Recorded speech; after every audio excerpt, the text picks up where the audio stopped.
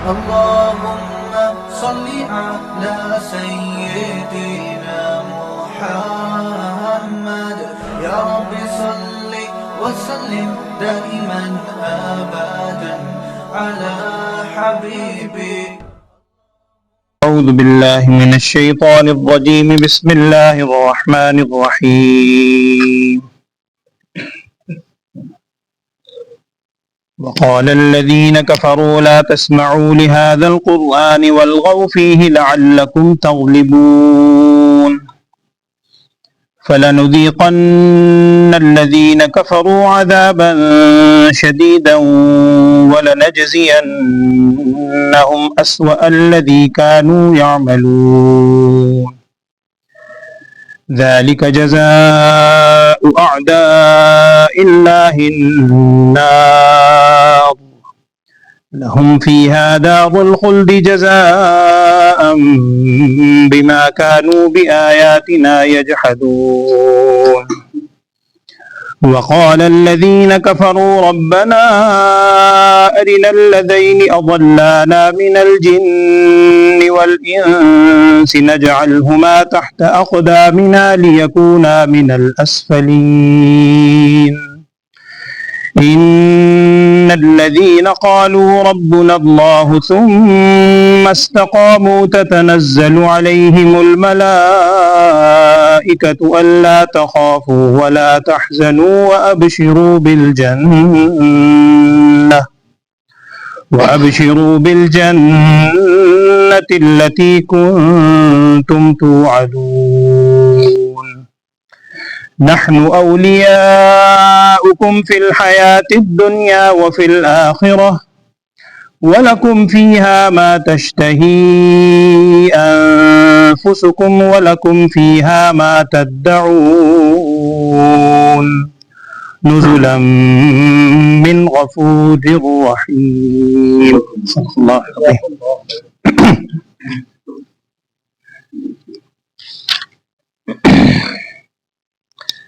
بسم اللہ الرحمن الرحیم.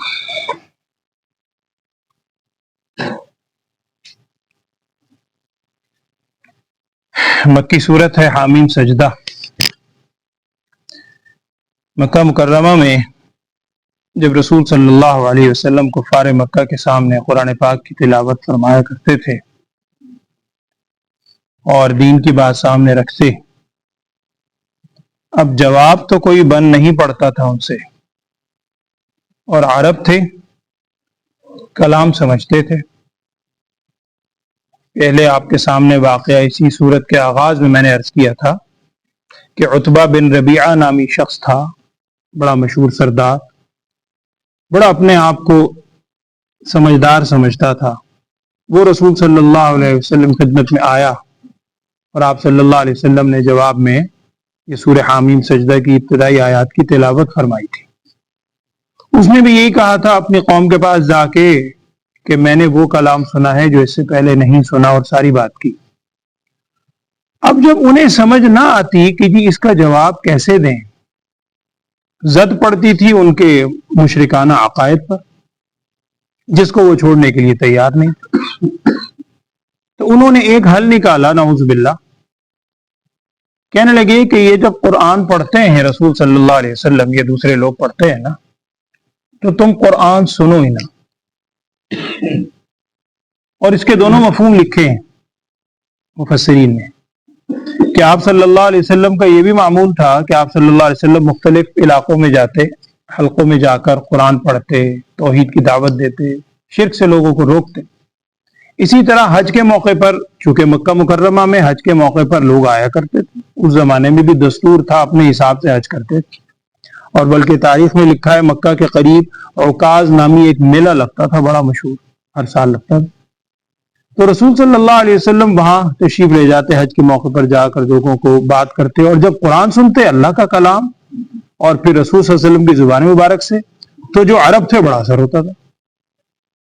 انہوں نے اس کا طریقہ ایک تو یہ نکالا کہ انہوں نے باقاعدہ کتابوں میں لکھا ہے کہ باریاں مقرر کر رکھی تھی، علاقے تقسیم کر رکھے تھے کہ فلاں علاقے میں اگر محمد صلی اللہ علیہ وسلم جائیں تو ابو جہل تم نے ساتھ ساتھ جانا، اور آپ صلی اللہ علیہ وسلم جب کسی جگہ کسی مجمع میں جا کے دین کی بات کرتے تو وہ اس وقت نہیں بولتا تھا، جب بات مکمل فرما لیتے تو پھر خود کھڑا ہوتا، اپنا تعارف کراتا ہے کہ جی میں ہوں عمرو بن ہشام. عمرو بن ہشام نام تھا اس کا. اور ابو جہل تو ہم کہتے ہیں، اصل تو اپنے آپ کو ابو الحکم کہتا تھا، حکمت کا باپ، بڑا ہوشیار آدمی تھا، تیز ترار. یہ کھڑا ہوتا، اپنا تعارف کرواتا کہ جی میں فلاں ہوں، یہ ہوں، وہ ہوں، اور محمد صلی اللہ علیہ وسلم پہ ایمان نہ لانا. اور یہ تو صابی ہو گئے ہیں، پہلے بھی شاید آپ کے سامنے آئی تھی. وہ صابی کا لفظ وہ بے دین کو بولتے تھے، جو اپنا دین ان کے حساب سے جو دین تھا جو اس کو چھوڑ دے وہ صابی ہے. یہ صابی ہیں اور نعوذ باللہ جھوٹے ہیں، استغفر، اس قسم کی باتیں کرتا. تو اس قسم کی باتیں وہ کیا کرتے تھے. اور دوسرا انہوں نے یہ طریقہ نکالا کہ جب قرآن پڑھا جائے، اور لکھا ہے کتابوں میں کہ جب آپ صلی اللہ علیہ وسلم قرآن پاک کی تلاوت فرماتے ہیں نماز کی حالت میں بھی، اس میں بھی شور مچانا شروع کر دیتے. بلغو فی، قرآن میں بلغو، بلغو لغو کہتے ہیں ایسی بات کو جس کا کوئی مفہوم نہیں ہے، فضول باتیں شروع کر دیتے ہیں. اور دوسری جگہ قرآن میں ہے وَمَا كَانَ صَلَاتُهُمْ عِندَ الْبَيْتِ إِلَّا مُكَاءً وَتَصْدِيَةً، سیٹیاں بجاتے تھے، تالیاں پیٹتے تھے جب قرآن پاک کی تلاوت ہو، نماز ہو رہی ہو، روکتے تھے بس، اور کچھ نہیں کہ سننے نہیں دینا ہم نے. یہی اسی کا الفاظ کا ذکر ہے کہ قال الذین کفروا، کافر یوں کہتے تھے لا تسمعوا لهذا القرآن، اس قرآن کو سنو ہی نہ، سنو گے تو اثر ہوگا، یا تو سنو ہی نہ. وہ کئی واقعات ہیں، موقع نہیں تو آپ نے ساری باتیں اس سے پہلے اہل علم سے سنی نہیں کہ ابو جہل بھی ایک دفعہ آیا تھا، وہ 3 افراد آئے تھے، آ کر چھپ چھپ کے آپ صلی اللہ علیہ وسلم سے قرآن پاک سنا تھا.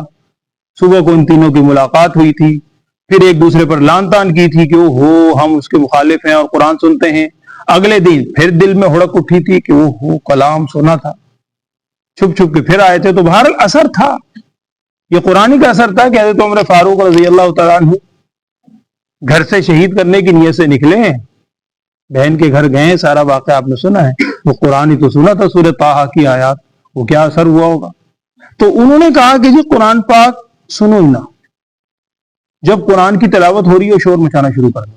اور اللہ معاف فرمائے کسی کو نہ کہیں، ہم بھی فی زمانہ قرآن پاک کی، اس میں دونوں آداب ہیں، جو قرآن پاک کی تلاوت کر رہا ہے اس کو بھی خیال رکھنا چاہیے. اور خصوصاً جب نماز کی حالت میں بھی قرآن پاک کی تلاوت ہو. قرآن میں دوسری جگہ حکم ہے، قرآن کی آیت ہے سورہ انعام کی بالکل سورہ اعراف کے آخر میں وَإِذَا قُرِئَ الْقُرْآنُ فَاسْتَمِعُوا لَهُ وَأَنصِتُوا، جب قرآن کی قرات کی جائے تو اس وقت کان لگا کر سنو. اور وہاں مفسرین نے لکھا ہے کہ 2 لفظ اللہ تعالیٰ نے ارشاد فرمائے، فَاسْتَمِعُوا لَهُ وَأَنصِتُوا، یعنی جب قرآن کی قرات کی جا رہی ہے تو فَاسْتَمِعُوا لَهُ، فَاسْتَمِعُوا لَهُ کا مطلب یہی ہے کہ پوری توجہ سے کانشیس ہو کے سنو. لیکن آگے فرمایا وَأَنصِتُوا، اس کا معنی بعد مفسرین نے لکھا ہے کہ اگر تو قرآن پاک کی تمہیں آواز آ رہی ہے خاص طور پر نماز کی حالت میں، پھر تو فَاسْتَمِعُوا لَهُ، پوری توجہ سے سنو. اور اگر آواز نہیں آ رہی نا، یہ پتہ ہے تلاوت ہو رہی ہے، دور کھڑے ہو یا امام کی آواز آہستہ ہے یا سماعت کمزور ہے، کوئی بھی صورت ہے، یہ معلوم ہے کہ تلاوت ہو رہی ہے، آواز نہیں آ رہی، انصتو، پھر بھی خاموش رہو. تو قرآن پاک کی تلاوت کے مختلف آداب ہیں. بہرحال مسجد کے اندر یا جیسے لاؤڈ سپیکر پہ بعض لوگ لگا دیتے ہیں، وہ بھی خلاف ہے، اس لیے کہ وہ جس نے لگائی ہے اس کو خیال کرنا چاہیے کہ لوگ اپنے کام کاج کے اندر مشغول ہیں، دیگر معاملات میں، وہ مرتکب ہو رہا ہے. مسجد میں بھی زور سے تلاوت نہ کی جائے جیسے عام حالت میں کرتے ہیں، آہستہ آواز کے اندر کی جائے اگر لوگ نماز کے اندر مشغول ہیں. تو ان تمام چیزوں کا خیال رکھنا ہے. بہرحال یہ تو بالکل الگ بات ہے، یہ تو خیر کفار کا ایک عقیدہ تھا غلط. میں ویسے آپ سے ذکر کر رہا ہوں کہ قرآن پاک کے آداب میں مختلف باتیں نقل کی. تو وہ کہہ رہے تھے، وہ یہ کہا کرتے تھے کہ قرآن نہ سنو اور بلغو، شور مچایا کرو، لعلکم تغلبون، تاکہ تم غالب آ جاؤ. نعوذ باللہ. اور تو کوئی جواب ہے نہیں ہے، سنو ہی نہ خود عمل کرنا ہے، نہ سننا ہے، نہ دوسروں کو سننے دینا ہے. اللہ تعالیٰ فرما رہے ہیں فَلَنُذِيقَنَّ الَّذِينَ كَفَرُوا عَذَابًا شَدِيدًا، ہم ضرور چکھائیں گے ان کفار کو سخت عذاب. یہاں مفسرین نے ایک نقطہ نقل کیا ہے، اللہ تعالیٰ فرما رہے ہیں یہ نہیں کہا کہ فَلَنُعَذِّبَنَّ، ہم ضرور بھی ضرور ان کو عذاب دیں گے، یہ نہیں فرمایا. اللہ تعالیٰ فرما رہے ہیں فَلَنُذِيقَنَّ، ذائقہ، ہم چکھائیں گے ان کو سخت عذاب. اس کا مفہوم بعض حضرات نے لکھا ہے کہ دیکھیں چکھی جاتی ہے چیز عام طور پر زبان پہ رکھنے سے، یعنی اس عذاب کی شدت اتنی ہے کہ اگر زبان پہ بھی کوئی چیز محسوس ہو تو بندے کے لیے وہ بھی عذاب ہی بن جائے. تو جب چکھنے میں وہ اتنا شدید ہے تو جب پورے جسم پر ہوگا تو کیا کیفیت ہوگی. استغفر اللہ. تو فَلَنُذِيقَنَّ الَّذِينَ كَفَرُوا، ہم کفار کو چکھائیں گے ضرور سخت عذاب، اور بدلہ دیں گے کس چیز کا؟ جو وہ برے عمل کیا کرتے تھے. سب سے بدترین عمل تو شرک ہی کا تھا، اس کا ہم ان کو بدلہ دیں گے. اور یہ بدلہ کیوں ہے؟ یہ بدلہ ہے اللہ کے دشمنوں کا آگ کے ساتھ. اور پھر یہ نہیں ہے کہ وقتی ہے، اس میں ہمیشہ ہمیشہ رہیں گے. اور یہ بدلہ کیوں ہے؟ بِآیاتنا یجحدون، ہماری آیات سے وہ کیا کرتے تھے؟ انکار کیا کرتے تھے. آگے الفاظ یہ ہیں وقال الذین کفروا، کفار نے یہ کہا. یہاں بھی ایک چیز ذہن میں رکھیں، اگرچہ یہ ذکر ہے آئندہ آنے والے دور کا، یعنی قیامت کا، قیامت میں وہ کہیں گے، لیکن یہاں پر ورب جو ذکر کیا ہے فعل، اللہ تعالیٰ نے ماضی کا فعل ہے. اور بھی قرآن میں اس طرح کی نوعیت کئی الفاظ ہیں اسی انداز میں. قالا فعل ماضی ہے عربی گرامر کے اعتبار سے، اور ماضی ظاہری باتیں کہتے ہیں پاسٹ کو، گزرے ہوئے زمانے کا. اور حالانکہ یہ ذکر ہو رہا ہے آئندہ آنے والا کہ قیامت میں وہ یوں کہیں گے، اور اللہ تعالیٰ یہ فرما رہے ہیں انہوں نے کہا جو کہ کافر ہیں. تو یہاں مفسرین نے لکھا ہے کہ اگرچہ ابھی کہا تو نہیں، کہیں گے تو بعد میں، لیکن ان کا کہنا اتنا یقینی ہے کہ ضرور بھی ضرور وہ کہیں گے کہ ان کو ماضی سے ذکر کیا جاتا ہے، گویا انہوں نے کہہ دیا. جیسے ماضی میں جو بات ہو گئی ہے وہ یقینی، ہم خبر دیتے ہیں اس کی، تو یہ بھی خبر چونکہ قرآن کی خبر ہے بالکل سچی ہے. وہ یوں کہیں گے، کفار کیا کہیں گے کہ اے ہمارے رب ہمیں ذرا ان دونوں کو دکھا، وہ جو دو طبقے تھے جنہوں نے ہمیں بہکایا تھا، جنات میں سے اور انسانوں میں سے. آپ اگر کل کی آیت ساتھ رکھیں، کل آپ نے آخر میں آیت کیا سنی تھی؟ وَقَيَّضْنَا لَهُمْ قُرَنَاءَ فَزَيَّنُوا لَهُم مَّا بَيْنَ أَيْدِيهِمْ وَمَا خَلْفَهُمْ. اور آگے کیا الفاظ تھے؟ قَدْ خَلَتْ مِن قَبْلِهِم مِّنَ الْجِنِّ وَالْإِنسِ، کہ دو قرین، میں نے آپ سے عرض کیا تھا دو قرین اللہ تعالیٰ کی طرف سے دو ساتھی انسان کے ساتھ لگے ہوئے ہیں. ایک اس کے دل میں اچھائی کے خیال ڈالتا ہے، وہ اللہ جل شانہ کی طرف سے انعام ہے، فرشتہ، اور برائی کے خیالات بھی ڈالنے والا ہے شیطان، جنات میں سے. کان من الجن، قرآن کہہ رہا ہے جنات میں سے تھا. تو وہ یہ کہیں گے کفار کہ ہمارے رب ہمیں دکھا وہ دو طبقے اضلانا جنہوں نے ہمیں گمراہ کیا تھا، جنات میں تھے انسان میں سے. کیوں دکھا؟ دکھانے کا یعنی الفاظ اگرچہ ہیں ارینا، دکھا، لیکن مطلب یہی ہے کہ ہمیں اختیار دے دے ان پہ. کیوں؟ ہم کیا کریں گے؟ تحت اقدامنا، ہم انہیں اپنے قدموں کے نیچے روند ڈالیں گے. لیکونا من الاسفلین، تاکہ وہ بالکل نچلے سے نچلے طبقے میں ہو جائیں. اتنے بدبخت تھے. وہی بات ہے کہ وہاں جا کر اب آپ افسوس کریں. کل آپ نے الفاظ سنے تھے کہ وہ لان تان کریں گے اپنے اعضاء پر، آنکھ کو کہیں گے، ہاتھ کو کہیں گے، جلد کو کہیں گے کہ تم ہمارے خلاف گواہی دے رہے ہو. اب ظاہری بات ہے اس وقت اگر برا بلا کہنے کا کیا فائدہ. اسی طرح کے وہ الفاظ یہ بھی کہیں گے کہ ہمیں ذرا دکھلا دے وہ جنات اور انسان جو ہمیں بہکایا کرتے تھے، شیطان کی شکل میں ہو یا کوئی انسان نما انسان ہے اگر بہکانے والا، وہ ہمیں بتا، تو تاکہ ہم اس کو روند ڈالیں اور بالکل اپنے نچلوں کے اندر سے کر دیں. یہاں تک پچھلی آیات میں بھی اور آج جو آپ نے آیات سنی ہے، یہ کفار کا ذکر تھا. کیا کیفیت ہوگی، کیا صورت ہوگی. قرآن پاک میں آپ نے غور کیا ہوگا تقریباً اکثر جگہ پر جہاں کفار کا ذکر آتا ہے اس کے بعد اللہ جل شانہ اہل ایمان کا ذکر بھی فرماتے ہیں کہ جو اللہ تعالیٰ کو ماننے والے ہیں اور خاص اللہ تعالیٰ کی اس دین پر استقامت رکھنے والے ہیں، ان کی کیا کیفیت ہوگی. یہ بہت ہی یعنی اہم آیات، ساری آیات ہی اہم ہیں، آپ نے پہلے بھی آیات یقیناً سنی ہوں گی. اس میں کہا جا رہا ہے کہ وہ لوگ جنہوں نے یہ کہا کہ ہمارا رب اللہ ہے، اللہ ہی ہے، بلکہ اور صرف یہ نہیں کہ اتنا کہا، ثم استقاموا، پھر اس پر استقامت سے قائم بھی رہے. ایک صحابی نے سوال کیا تھا، یا رسول اللہ صلی اللہ علیہ وسلم مجھے کوئی نصیحت فرمائے جو میرے لیے بڑی کافی ہو. غالباً سفیان بن عبداللہ ثقفی تھے صاحب، سفیان نام کے وہ نہیں، حضرت سفیان دوسرے تھے، سفیان بن عبداللہ. انہوں نے پوچھا یا رسول اللہ صلی اللہ علیہ وسلم مجھے کوئی نصیحت فرمائے جو میرے لیے بڑی کافی ہو. نبی صلی اللہ علیہ وسلم نے ارشاد فرمایا اچھا یوں کہو کہ میرا رب اللہ ہے، ربی اللہ کہو، اور پھر اس پر استقامت سے قائم رہو. اللہ کو رب مان لو اور پھر اللہ تعالیٰ ہی سے ہر چیز، ہر حاجت، ہر موقع پر توقع، ہر چیز اللہ سے رکھو. یہ تیرے لیے بہت کافی ہے. آگے ان صحابی نے پوچھا یا رسول اللہ صلی اللہ علیہ وسلم آپ کیا سمجھ، اس کا مفہوم عرض کر رہا ہوں، آپ کیا سمجھتے ہیں کہ میرے لیے سب سے خطرناک چیز کون سی ہے، یعنی مجھے کس چیز سے بہت زیادہ بچنا چاہیے؟ یہ تو آپ نے فرمایا اس پر سختی سے عمل درآمد کرو، بچنا کسے چاہیے؟ تو اس حدیث کا مفہوم ہے رسول صلی اللہ علیہ وسلم نے اپنی زبان مبارک پکڑی، ایسے کر زبان کی طرف اشارہ فرمایا، یہ سب سے خطرناک چیز ہے، اس سے بچ۔ زبان کا استعمال دب سے، اور ایک حدیث کا مفہوم ہے آپ نے سنی ہوگی کہ یہ زبان کے آگے ہر روز، حدیث کا مفہوم ہے ہر روز انسان کے جسم میں جتنے اعضاء ہیں یہ سارے اعضاء ہر روز زبان کے آگے ایک درخواست کرتے ہیں، میرے جسم کے اعضاء میری زبان کے آگے، آپ کے جسم کے اعضاء آپ کی زبان کے آگے، ہر شخص کے جسم میں جتنے اعضاء ہیں زبان کے علاوہ ہاتھ، پیر، کان، ناک، آنکھ وغیرہ، یہ زبان کے آگے ہر روز ایک ریکویسٹ کرتے ہیں۔ اس کا مفہوم یہ یوں کہتے ہیں کہ اے زبان تو ہم سب کے معاملے میں اللہ تعالیٰ سے ڈرنا، اس لیے کہ ہم تیرے تابع ہیں، تو اگر صحیح چلے گی ہم نے تجھے فالو کرنا ہے، ہم بھی صحیح چلیں، تو اگر گڑبڑ کرے گی ہم نے تجھے فالو کرنا ہے، ہم بھی گڑبڑ کریں۔ چھوٹی چھوٹی مثالیں آپ دیکھیں، آپ سڑک پہ جا رہے ہیں، بائک پہ، گاڑی پہ، ویسے آپ کا تھوڑا سا کسی سے ٹکر ہو جاتی ہے، انسان غلطی ہو جاتی ہے۔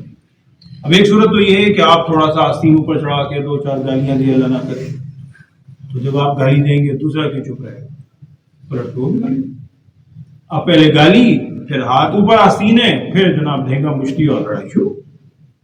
اسی موقع پر اگر زبان سے انسان معذرت کر لے، یار سوری، غلطی ہو گئی، سوری، میں جلدی میں تھا، میں نے خیال نہیں کیا، کوئی بات نہیں، معذرت، زبان نے معذرت کر لی، تو دوسرا بھی وہی ٹھنڈا ہو جائے، ہاں ٹھیک ہے، کوئی بات نہیں، آپ خیال کیا کرے، آئندہ خیال کرے۔ تو وہ زبان اگر کہے گی، وہ اعضاء بھی ساتھ دیں گے، قوت بھی ساتھ دے گی، پوری جسمانی قوت، اور لڑائی شروع۔ تو اس حدیث میں آپ صلی اللہ علیہ وسلم جب ان صحابی نے پوچھا تو اپنی زبان کی اشارہ فرمایا کہ یہ سب سے خطرناک چیز ہے۔ تو بہرحال اس میں جو ہے، اچھا انہی صحابی سے ایک اور روایت بھی ہے جو کتابوں میں لکھی ہے، جس پہ آپ صلی اللہ علیہ وسلم نے ارشاد فرمایا تھا کہ یوں کہا کر، قل آمنت باللہ ثم استقم، استقامت ہے اصل میں، تو کہے میں اللہ پر ایمان لایا، اس کے بعد اس پر استقامت سے قائم رہے، یہ اصل چیز ہے۔ یہاں بھی وہی ہے، ان الذین قالوا ربنا اللہ ثم استقاموا، اللہ تعالیٰ ہمیں بھی یہ صفات اپنانے کی توفیق دے اپنی۔ اب جب یہ صفات انسان نے اپنا لی، ربنا اللہ تو ٹھیک ہے، جیسا بھی اللہ تعالیٰ نے ہماری زبان سے کہلوا دیا، اس کے بعد اس پر استقامت سے پھر قائم رہے، اب کیا ہوگا؟ قرآن کا وعدہ ہے، اللہ تعالیٰ فرما رہے ہیں یہ وہ لوگ ہیں جن پر فرشتے اتریں گے، تتنزل علیہم الملائکہ، اور فرشتے اتر کے کیا کہیں گے؟ اللہ تخافوا ولا تحزنوا وابشروا بالجنہ التی کنتم توعدون۔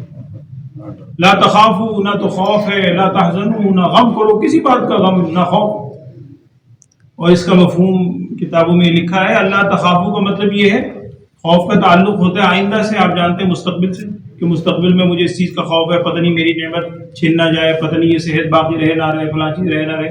غم کا تعلق ہوتا ہے ماضی سے، کہ ہم غم کرتے ہیں گزشتہ کسی چیز کو سوچ سوچ کے، ہائے وہ چلا گیا، ہائے یوں ہو گیا، ہائے یوں ہو گیا۔ تو آئندہ کے بارے میں یہ خوف بھی نہیں ہوگا کہ تم نے جو نیکیاں کی ہیں پتہ نہیں وہ نیکیاں قبول ہوں گی یا نہیں، نہ خوف نہ کرو، نیکیاں قبول ہوں گی۔ اگر گناہوں کا غم ہے کہ جی گناہ بھی کیے تھے، فکر نہ کرو، اللہ معاف فرما دے، وہ بھی معاف فرما دے، اللہ تخافوا ولا تحزنوا، اور وہ خوشخبری دیں گے انہیں اس جنت کی جن سے انہیں وعدہ کیا گیا ہے۔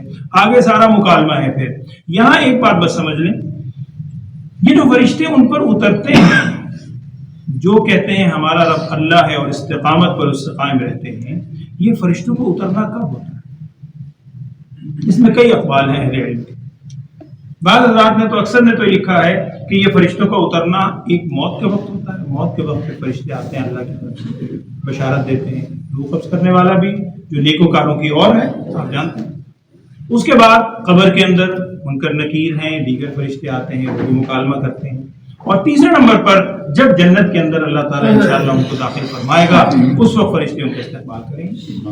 اور دیگر بعض حضرات کا کہنا یہ ہے کہ یہ تین موقع تو ہیں ہی، دنیا میں بھی اللہ جل شانہ کی طرف سے فرشتے مقرر تو ہیں، حفاظت تو کرتے ہیں، 100% حدیث میں آتا ہے کہ فرشتے مقرر حفاظت کے لیے، لیکن اس حفاظت کے علاوہ بھی بعض اللہ والے ایسے بھی ہوتے ہیں جن کو الہام فرشتوں کی طرف سے کیا جاتا ہے، دل میں کوئی بات ڈالی جاتی ہے، وہ جیسے کل میں نے عرض کیا تھا کہ نیکی کا خیال آ جانا یہ اللہ تعالیٰ کی طرف سے مہمان ہے، وہ فرشتوں کی طرف سے ان کو ہوتا ہے۔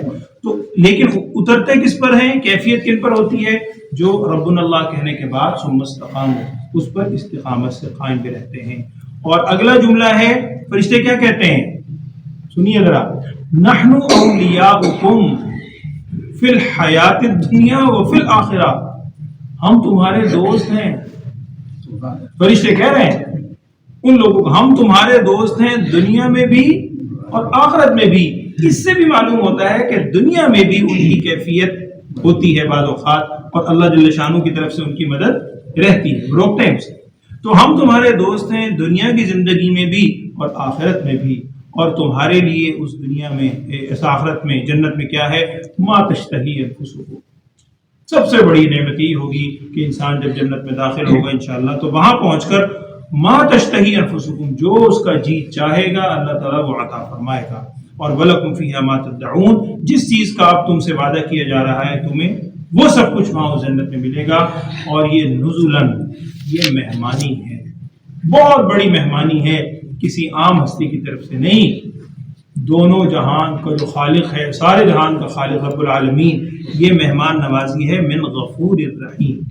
یہاں رب العالمین کی صفت بھی نہیں ذکر کی، اس کی طرف سے جو بڑا ہی بخشنے والا ہے، بڑا رحم کرنے والا ہے، اس کی طرف سے مہمان نوازی ہے۔ کس کے لیے؟ جو کہے ہمارا رب اللہ ہے، پھر اس پر استقامت سے قائم رہے۔ تو اللہ کا کروڑا احسان ہے، اللہ نے ہمیں مسلمان گھرانے میں ایمان کی دولت دے دی، اب صرف ہم نے کوشش کر کے اس کو قبر تک بچا کر لے کے جانا۔ مفتی محمد حسن صاحب رحمۃ اللہ علیہ، ہم نے تو خیر زیارت نہیں کی، شاید آپ میں سے بھی کسی نے زیارت نہ کی ہو، مولانا فضل الرحیم صاحب وغیرہ، مولانا عبدالرحمان صاحب، ان کے والد ہیں، ان کے بارے میں سنا ہے، بڑا مشہور جملہ اساتذہ سے اکثر فرمایا کرتے تھے، بڑے بڑی آدمی تھے، وہ اکثر فرماتے تھے کہ مولوی صاحب قبر تک جو اپنا ایمان بچا کر لے گیا نا، بس قبر تک ایمان بچا کے لے جاؤ، انشاءاللہ قبر تک ایمان بچا کر لے گئے، آگے پھر جیت ہی جیت ہے، جیت ہی جیت ہے انشاءاللہ۔ تو ایمان کا بچانا، محفوظ رکھنا، یہی انتہائی مشکل ہے۔ ایک حدیث کا مفہوم ہے، میں آخر میں کر دیتا ہوں، ترجمہ پڑھتے ہیں۔ نبی صلی اللہ علیہ وسلم نے ارشاد فرمایا تھا کہ آگے آنے والا ایک دور ایسا ہوگا، اور بلکہ طویل حدیث ہے، اس میں آپ صلی اللہ علیہ وسلم نے صحابہ سے پوچھا بتاؤ کس کے ایمان پہ تعجب ہے؟ صحابہ نے کہا جی ہمیں آپ کے ایمان پہ تعجب ہے۔ نبی صلی اللہ علیہ وسلم نے ارشاد فرمایا میرے ایمان پہ کیا تعجب ہے، میں اللہ کا نبی ہوں، مجھ پر اللہ کی طرف سے وحی اترتی ہے۔ پھر کہا انبیاء کے ایمان پہ تعجب ہے، کہتا ہے کہ وہ بھی اللہ کے نبی ہیں۔ پھر صحابہ نے کہا ہمیں اپنے ایمان پہ تعجب ہے۔ نبی صلی اللہ علیہ وسلم نے ارشاد فرمایا تمہارے ایمان پہ کیا تعجب ہے، تمہارے درمیان اللہ کا نبی موجود ہے، تم سے کوئی غلطی ہوتی وہ تمہاری اصلاح کر دیتے ہیں، تمہیں کوئی مسئلہ ہوتا ہے پوچھ دیتے ہو۔ اب صحابہ خاموش ہے کہ کہنے لگے کہ یا رسول اللہ صلی اللہ علیہ وسلم آپ ہی ارشاد فرمائیں کس کے ایمان پہ تعجب ہے؟ نبی صلی اللہ علیہ وسلم نے فرمایا، اس کا مفہوم عرض کر رہا ہوں، آپ صلی اللہ علیہ وسلم نے فرمایا کہ میرے بعد میری امت میں ایسے لوگ آئیں گے، ایسا دور آئے گا، ایک دور ایسا ہو جائے گا کہ اس دور میں اپنے ایمان کو بچانا، اپنے ایمان کو بچانا اتنا مشکل ہوگا جیسے مٹھی کے اندر آگ کا انگارہ دبا لو، جیسے آگ کا انگارہ مٹھی میں دبانا بظاہر ناممکن ہے، اپنا ایمان بچانا اتنا مشکل ہوگا، اتنے فتنے ہر طرف سے آئیں گے۔ تو اللہ معاف فرمائے، یہ زمانہ آپ دیکھیں، فتنے دن بدن دن بدن دن بدن، ایسی ایسی باتیں، خاص طور پر معذرت کے ساتھ جب سے یہ سوشل میڈیا کا دور بہت زیادہ ہوا ہے، اس دور میں نوجوانوں کا اپنا ایمان بچانا مشکل ہوگا۔ اس میں ایک بنیادی چیز ہمیشہ نوجوان ماشاءاللہ یہاں پہ بیٹھے ہوئے ایک چیز ہمیشہ ذہن میں رکھیں کہ اس دور میں یا ہر دور کے اندر وہ جو ایک بنیادی چیز ہے نا کہ آپ جماعت کے ساتھ جڑے رہیں۔ جماعت کا مطلب ہے کہ جو اہل حق کی جماعت ہے، جماعت کو نہ چھوڑیں، انفرادی معاملات، انفرادی شخص چھوڑیں، انفرادی۔ وجہ کیا ہے؟ قرآن نے ہمیں تعلیم دی اہدنا الصراط المستقیم، جو ہم صبح و شام دعا مانگتے ہیں، اس اہدنا الصراط المستقیم کے اندر قرآن نے صراط اللہ نہیں کہا، ہمیں ہدایت دے صراط المستقیم کی، اللہ کا راستہ، نہ صراط الرسول کہا ہے، وہاں کہا ہے صراط الذین انعمت علیہم، وہ تمام لوگوں کا راستہ، پوری وہ جماعت جو ہے، ما انا علیہ واصحابی، جس میں نبی صلی اللہ علیہ وسلم ارشاد فرمایا۔ تو وہ صحابہ اکرام کا طریقہ، صحابہ اکرام سے جس طرح دین پہنچا اس کو سینے سے لگانے کی کوشش کریں. ذاتی سوچ، ذاتی اس کے اندر مفہوم نکالنا، اس سے نکالنا چاہیں. اللہ تعالی ہم سب کے ایمان کی حفاظت کریں. ترجمہ پڑھیں. اعوذ باللہ من الشیطان الرجیم، بسم اللہ الرحمن الرحیم. وقال الذین کفروا، اور کہا ان لوگوں نے، کفروا جنہوں نے کفر کیا، یوں کہتے تھے، لا تسمعوا لهذا القرآن، اس قرآن کو نہ سنو. اچھا جی، پھر کیا کرو؟ والغوا فیہ، خوب شور مچایا کرو، الٹی سیدھی باتیں جب قرآن کی تلاوت تو خوب شور مچا دیا کرو. لعلکم تغلبون، تاکہ تم غالب ہو جاؤ. اب آج بھی دیکھیں آپ، حق کی بات اگر کوئی شخص کہتا ہے کوئی سننے کو تیار ہے، حق کی بات نہیں سن رہے، حق کے موقع پر شور مچانا، الٹی سیدھی باتیں کر کے جو حق ہے سر بچوں کی، تو یہ تو ان کا وتیرہ ہے. لعلکم تغلبون، تاکہ تم غالب ہو جاؤ. فَلَنُذِيقَنَّ الَّذِينَ كَفَرُوا عَذَابًا شَدِيدًا، لام تاکید ہے اور نون ثقیلہ. عربی گرامر کے اعتبار سے اس کا ترجمہ کرتے ہیں ضرور بے ضرور، ہم ضرور بے ضرور چکھائیں گے ان لوگوں کو جنہوں نے کفر کیا. کیا چکھائیں گے؟ سخت عذاب. اور وَلَنَجْزِيَنَّهُمْ أَسْوَأَ الَّذِي كَانُوا يَعْمَلُونَ، اور ہم ضرور بے ضرور انہیں بدلہ دیں گے اس برے عمل کا جو وہ کیا کرتے تھے. جو برے عمال کرتے تھے ان کا بدلہ ملے گا ضرور، بچ نہیں سکیں گے. ذَلِكَ جَزَاءُ أَعْدَاءِ اللَّهِ النَّارِ، یہ بدلہ ہے اللہ کے دشمنوں کے لیے جہنم کا، آگ کا. لَهُمْ فِيهَا دَارُ الْخُلْدِ، اور پھر وہ اس میں ہمیشہ ہمیشہ رہیں گے. جزاء، یہ بدلہ کیوں ہے، اس کی وجہ کیا ہے؟ بِمَا كَانُوا بِآيَاتِنَا يَجْحَدُونَ، اس لیے کہ یہ ہماری آیات کا انکار کیا کرتے تھے. وَقَالَ الَّذِينَ كَفَرُوا، اور کہا ان لوگوں نے جنہوں نے کفر کیا، یعنی آئندہ کہیں گے، لیکن یقینی بات ہے کیا کہیں گے؟ ربنا، ہمارے رب، ارنا الذین اضلانا من الجن والانس، ہمیں دکھا ان دونوں کو جنہوں نے ہمیں گمراہ کیا. ان دونوں طبقوں کو ذرا ہمیں دکھا، جنات میں سے اور انسانوں میں سے، جن کی وجہ سے ہم دنیا میں گمراہ ہوئے. ہم کیا کریں گے؟ نجعلہما تحت اقدامنا، تاکہ ہم انہیں اپنے قدموں کے نیچے روند ڈالیں. لیکونا من الاسفلین، اور تاکہ وہ دونوں ہو جائیں نچلوں میں سے، بالکل ہم ان کو روند کے رکھیں. اب یہ ان کے بالمقابل جو اہل ایمان ہوں گے، اہل حق ہوں گے انشاءاللہ. ان الذین قالوا ربنا اللہ ثم استقاموا، بے شک وہ لوگ جنہوں نے کہا کہ ہمارا رب اللہ ہی ہے، ثم استقاموا، پھر اس پر استقامت سے قائم رہے. تتنزل علیہم الملائکہ، ان پر اللہ کی طرف سے فرشتے اتریں گے. اللہ تخافوا ولا تحزنوا، یوں کہیں گے نہ تمہیں کسی بات کا خوف ہے اور نہ ہی تمہیں غم ہے. وابشروا، اور تمہیں خوشخبری ہو، بالجنہ، اس جنت کی، التی کنتم توعدون، جس کا تم سے وعدہ کیا گیا. نحن اولیاؤکم فی الحیات الدنیا وفی الآخرہ، ہم تمہارے دوست ہیں دنیا کی زندگی میں بھی اور آخرت میں بھی. ولکم فیہا ما تشتہی انفسکم، تمہارے لیے اس جنت میں ہر وہ چیز ہے جس کی تم خواہش رکھو گے. اور وَلَكُمْ فِيهَا مَا تَدْعُونَ، اور تمہارے لیے اس جنت میں وہ چیزیں ہیں جس کا تم سے وعدہ کیا گیا تھا. نُزُلًا مِّن غَفُورٍ رَحِيمٍ، یہ مہمانی ہے اس ہستی کی طرف سے جو بڑی بخشنے والی ہے، رحم کرنے والی. اللہ تعالیٰ ہمیں بھی نیک عمل کرنے کی، اپنی بارگاہ میں توبہ کرنے کی توفیق. الحمد لله رب العالمين، اللهم صل على سيدنا ومولانا محمد وعلى آل سيدنا ومولانا محمد وبارك وسلم عليه. اللهم يا شافي الأمراض في مرضانا، يا قاضي الحاجات لحاجاتنا، أنت ولينا فاغفر لنا وارحمنا وأنت خير الراحمين. اللهم وفقنا لما تحب وتقوى، واجعل آخرتنا خيرا من الأولى يا أرحم الراحمين. اللهم إنا نسألك العفو والعافية والمعافاة الدائمة في الدين والدنيا والآخرة. اللهم إنا نسألك من خير ما سألك منه نبيك محمد صلى الله عليه وسلم، ونعوذ بك من شر ما استعاذ منه نبيك محمد صلى الله عليه وسلم. وأنت المستعان وعليك البلاغ، ولا حول ولا قوة إلا بالله العلي العظيم. وصلى الله تعالى على خير خلقه سيدنا ومولانا محمد وعلى آله وأصحابه أجمعين.